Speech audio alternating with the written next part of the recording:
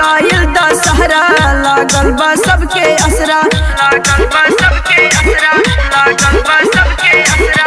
देखया गइल दशहरा लागल बा सबके असरा, आई है दुर्गा मैया देतावे सबे पहरा। हाँ शेर के सवारी कके आवाए माई, एक बेर दर्शन देखावाए माई। हाँ शेर के सवारी कके आवाए माई, एक बेर दर्शन देखावाए माई।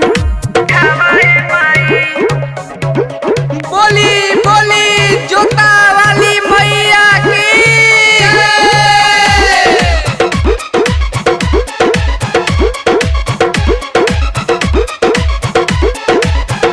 निमिया के पेड़वा पे रहेलू तू, जौन मर्जी करे उहे करेलू तू, करेलू तू, करेलू तू।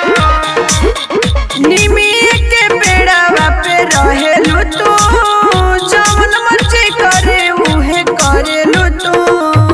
तू ही हऊ दुर्गा, तू ही हऊ भवानी, कबो काली के रूपवा धलेलू महारानी। हाँ शेर के सवारी करके आवाए माई, एक बेर दर्शन देखावाए माई। हाँ शेर के सवारी करके आवाए माई, एक बेर दर्शन देखावाए माई।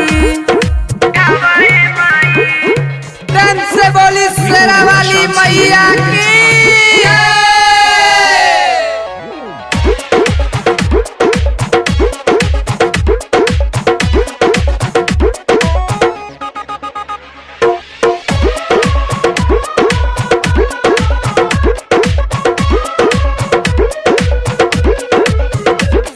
दुखाव से बानी हमला चरिया हो, सुन मैया हमारो पुकरिया हो, करिया हो, करिया हो। दुखाव से बानी हमला चरिया हो, सुन मैया हमारो पुकरिया हो।